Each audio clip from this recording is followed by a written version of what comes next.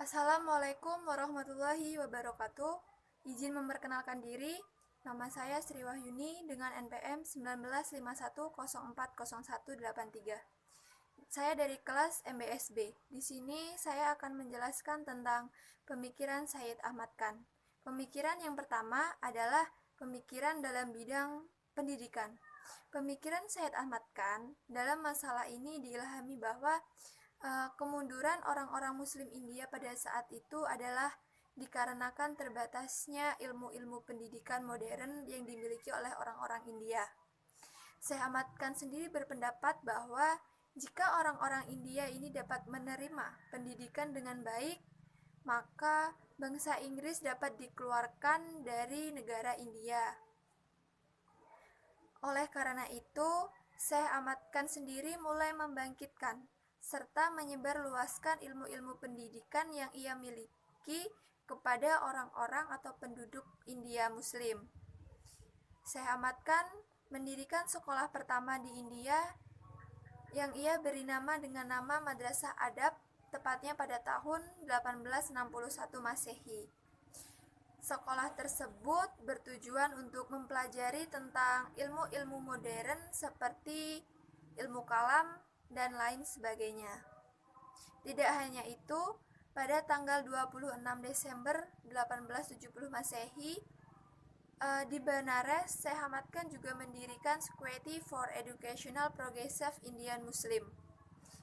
Dan dilanjutkan, Syekh Ahmad Khan juga mendirikan perguruan tinggi Islam yang ia beri nama dengan nama Anglo Oriental College yang ditempatkan di Aligarh.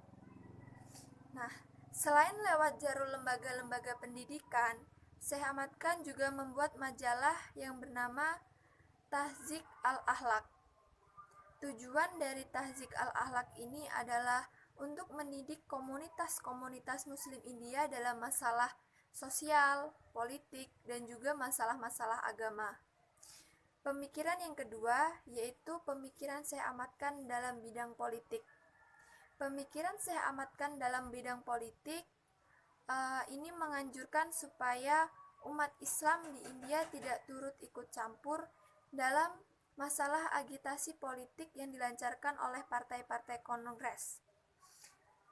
Syekh Ahmad Khan ini berkeyakinan bahwa anggota dari kasta-kasta serta pemeluk agama yang berlainan di India tidak bisa disatukan menjadi satu bangsa. Contohnya seperti Muslim dengan Hindu.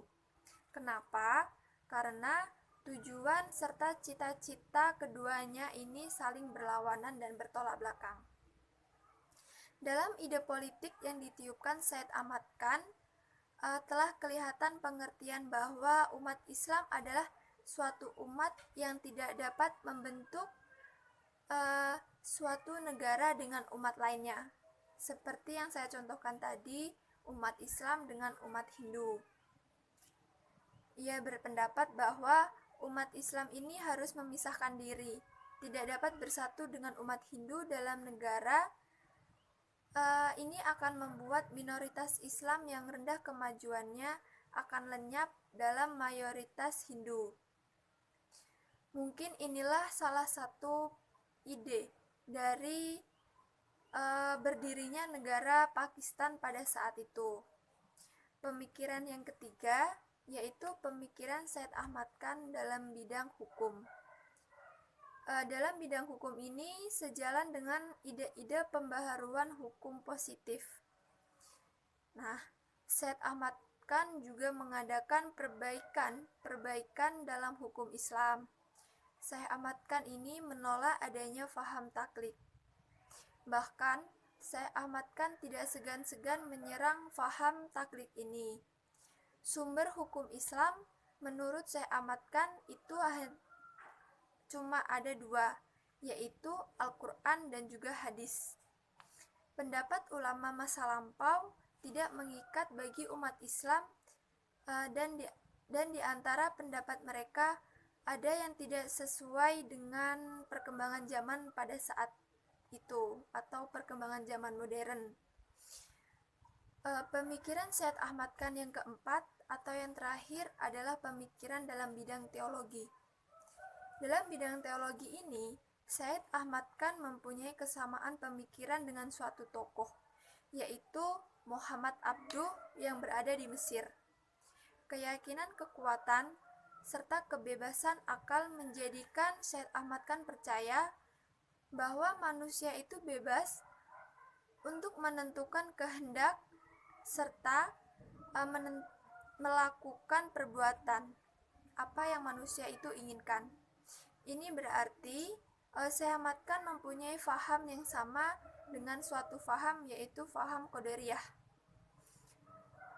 Menurut Syekh Ahmad Khan sendiri, manusia ini telah dianugerahi Tuhan berupa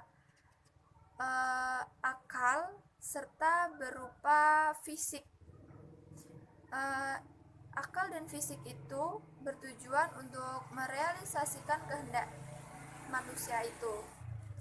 Karena kuatnya kepercayaan Syekh Ahmad Khan terhadap hukum alam dan kerasnya mempertahankan hukum alam tersebut, maka Syekh Ahmad Khan ini dianggap oleh sebagian Muslim di India itu orang kafir. Nah, sebagai konsekuensinya dari penolakan terhadap taklid, Syekh Ahmad Khan memandang perlu diadakannya istizad atau pembaharuan terhadap teologi untuk menyesuaikan pelaksanaan ajaran-ajaran Islam yang ada pada saat itu. Demikianlah yang dapat saya sampaikan, kurang lebihnya saya mohon maaf. Wabillahi taufiq wal hidayah. Wassalamualaikum warahmatullahi wabarakatuh.